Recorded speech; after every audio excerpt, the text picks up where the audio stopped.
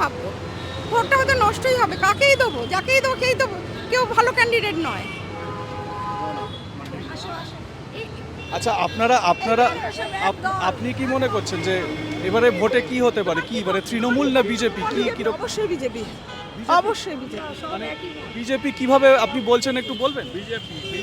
একদম BJP. BJP আসুক, আমরা চাই বিজেপি আসুক। বলছি একটু কথা বলতে পারবেন? কেন গো?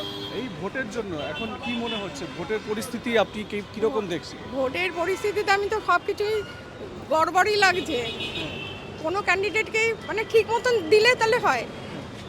আমি তো এখানে থাকি না, এখন আমার অবশ্য মেঘমালার আছে, ফ্ল্যাট আছে, কিন্তু আমি থাকি সোদপুরে বিজেপি দাঁড় করে দিল অভয়ার মাকে, সিপিএম কল্লতানকে। সিপিএম তো কী করবে আমি তো বুঝতে পারছি না।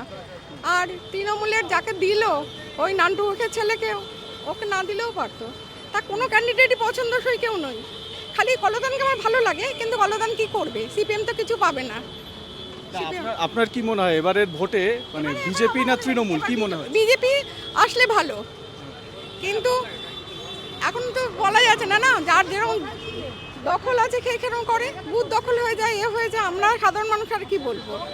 তবে আমি চাই বিজেপি আসুক, একটা পরিবর্তন চাই, যেমন তৃণমূলের সময় পরিবর্তন চেয়েছিলাম, এখন আমি আবারও চাই বিজেপিকে একটু দেখুক, আমাদের যদি একটু সাধারণ মানুষের একটু যদি উপকার হয়, কিন্তু আমি কিন্তু আশা দেখতে পাচ্ছি না কিছু। আচ্ছা, এই যেমন বালিগঞ্জ বিধানসভা কেন্দ্রে তৃণমূল কংগ্রেসের প্রার্থী শোভনদেব চট্টোপাধ্যায়, আর অন্যদিকে শতরূপা বিজেপির প্রার্থী। তো আপনার কি মনে হয় যে এইখানে শোভনদেব বাবু যেমন দীর্ঘদিনের, হ্যাঁ, এইখানে কি হতে পারে? কথা, ওনার অনেক অভিজ্ঞতা আছে এখানে। তো দেখুন, আজকাল একটা পরিবর্তন সবাই চাচ্ছে, সেই হিসাবে বলছি একটা নতুন ক্যান্ডিডেট আসলে ভালো। ওনার অনেকখানি বয়স হয়ে গেছে, উনি কতখানি কী করবেন আমার জানা নেই, কিন্তু এই হচ্ছে ব্যাপার। এখন সবাই তো একটু চেঞ্জ চাচ্ছে, একটু বিজেপি আসলে দেখতে পারি আমরা। তৃণমূল তো এতদিন করলো, অনেক কিছু ঘটনাও ঘটলো, সবারই হলো, এবার একটু চেঞ্জ হলে ভালো। তা আপনি যখন চেঞ্জের কথা বলছেন, আমি একটা প্রশ্ন করি, চেঞ্জ হলে আপনি বিজেপির মুখ্যমন্ত্রী কাকে দেখতে চান? বিজেপির মুখ্যমন্ত্রী হিসেবে আমি কাউকে বুঝতে পারছি না। ওই শুভেন্দু অধিকারী কী করবে তাও আমার জানা নেই, কিছু করলে ভালো। আমরা সাধারণ মানুষরা, আমি তো এবার ভেবেছি ভোট দেবো কিনা, আমার কেন্দ্রে আমি ভোট দেবো কিনা আমি ভাববো। ভোটটা হয়তো নষ্টই হবে, কাকেই দেবো, যাকেই দেবো কেই দেবো, কেউ ভালো ক্যান্ডিডেট নয়। আচ্ছা, আপনি কি মনে করছেন যে এবারে ভোটে কি হতে পারে? কি এবারে তৃণমূল না বিজেপি? কি কিরকম? অবশ্যই বিজেপি, অবশ্যই বিজেপি। মানে বিজেপি কিভাবে আপনি বলছেন একটু বলবেন? একদম বিজেপি। বিজেপি আসুক, আমরা চাই বিজেপি আসুক। পরিবর্তন চাই, পরিবর্তন চাই, পরিবর্তন চাই, আর সবার ভালো চাই, এমপ্লয়মেন্ট চাই, যে দিতে পারবে সেই জন্য যেতে। অবশ্যই বিজেপি। আচ্ছা, আর মানে কোন জিনিস থেকে পরিবর্তন চাইছেন সেটা একটু বোঝাবেন আমাদের? যে এই দমবন্ধকর অবস্থা সৃষ্টি হয়েছে, আমরা ভয়ে নিজের মত ব্যক্ত করতে পারছি না, এই অবস্থা থেকে আমরা মুক্তি চাই। আর আপনারা নতুন সরকার, এই যে বিজেপির কথা বলছেন, নতুন যদি বিজেপি জেতে ধরুন, তাহলে বিজেপির কাছে কি চান? এমপ্লয়মেন্ট, দেন ডেভেলপমেন্ট, দেন ইন্ডাস্ট্রি। নারী সুরক্ষা তো অবশ্যই। রাস্তাঘাটের অবস্থা খুব বাজে, ভীষণ বাজে আমাদের ওখানে। আচ্ছা, আমাকে একটা কথা বলুন, এই যে মমতা বন্দ্যোপাধ্যায় তো এই যে ভাতা দিচ্ছেন ১,৫০০ টাকা করে, লক্ষ্মীর ভান্ডার দিচ্ছেন, যুবসাথী, অনেক কাজ করেছেন, ওনাকে আমি শ্রদ্ধাও করি, ওনাকে আমি ভালোবাসি, কিন্তু একটু পরিবর্তন চাই। কারণ কিছু আমার এলাকাতে যিনি আছেন তিনি কোনো কাজ করেন না, সেই জন্যই আমি বিরক্ত হয়ে গেছি। আমি কিন্তু মমতা বন্দ্যোপাধ্যায়কে শ্রদ্ধা করি, ভালোবাসি। উনি একটা মেয়ে হিসেবে অনেক করেন, অনেক কিছুই করেছেন, অনেকের জন্য অনেক কিছু করেছেন, সেই জন্য আমার ভালো লাগে। একটা মেয়ে হিসাবে তাকে আমি অলওয়েজ সাপোর্ট করি, কিন্তু একটা পরিবর্তন আমি অবশ্যই চাই। কারণ এই পরিবর্তনটা এই কারণে চাচ্ছি, এত বিশৃঙ্খলা, মানে সুরক্ষা নেই, একদম কোনো সুরক্ষা নেই মেয়েদের। অভয়ের মাকে কি করে আবার বিজেপিও দাঁড় করে দেবে, সেটাও আমার মাথায় ঢোকে না। ওগুলো এই নোংরা রাজনীতির মধ্যে উনি না আসলেও পারতেন, এটা আমার বক্তব্য। আচ্ছা, বিজেপির যদি সরকার গড়ে, তাহলে কি আপনারা বিজেপিতেও একজন মহিলা মুখ্যমন্ত্রী দেখতে চান, নাকি একজন পুরুষকে মুখ্যমন্ত্রী হিসেবে দেখতে চান? এটা কোনো ব্যাপার না, মহিলা পুরুষের ব্যাপার না, এটা যিনি ভালো, একজন ভালো শক্তিশালী বুদ্ধিমান, এটা বুদ্ধিমান সৎ মানুষ আসুক, একটু সৎ মানুষ চাই। আপনাদের নামটা একটু বলুন। আমার নাম মনিকা মুখার্জি। কাকলি সাহা। কেক হাসিনা।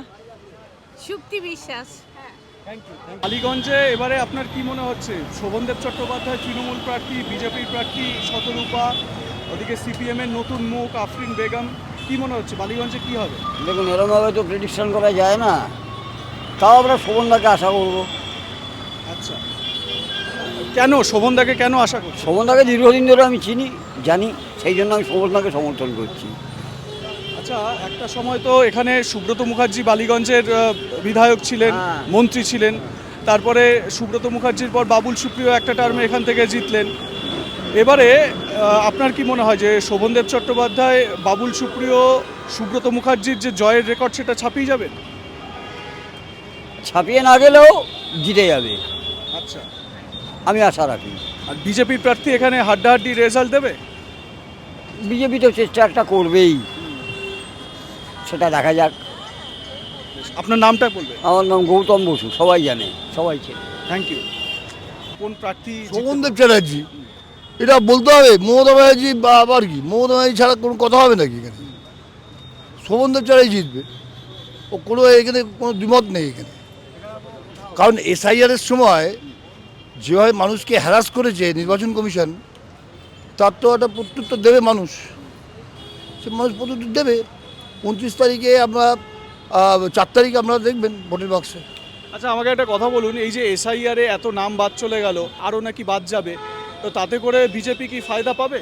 আপনি আমাকে বলুন, আপনি তো ভারতের নাগরিক, ভারতের নাগরিক তো, ভারতের নাগরিক বা বাংলার নাগরিক, পশ্চিমবাংলার। আপনার নাম যদি বাদ হয়, আপনি একটা বৈধ ভোটার, সেখানে আপনি কি বলবেন? এটা কি উচিত হচ্ছে কি? এসআইআর যে প্রসেসটা ভালো জিনিস, খুব ভালো জিনিস। ডেড ভোটার বা লেফট ভোটার যেগুলো ঠিক আছে, বাদ যাক। কিন্তু কথা হচ্ছে যে আপনার মানুষকে যে হ্যারাস করলো, এসআইআর প্রসেস কিন্তু ওই 1-1.5 মাসের প্রসেস নয়, এটা একটা লং প্রসেস। এটা উচিত ছিল লং প্রসেসে করা, মানুষ মেনেই নিল। কিন্তু মানুষকে যেভাবে লাইনে দাঁড় করিয়ে মানুষকে হ্যারাস করা হলো, বৃদ্ধ মানুষগুলোকে, প্রবীণ মানুষগুলোকে, যারা আমরা অফিসে কাজ করি, তাদেরকে যেভাবে হ্যারাস করা হলো, এটা ঠিক হলো না কিন্তু নির্বাচন কমিশন। আমি সম্পূর্ণ নির্বাচন কমিশনের ওপর সম্মান রেখেই বলছি, ওনাদের একটু ভাবা উচিত ছিল যে এভাবে কিন্তু করা উচিত হয়নি প্রসেসটাকে আরও স্বচ্ছতার সঙ্গে। এবং আপনি যে বলছেন যে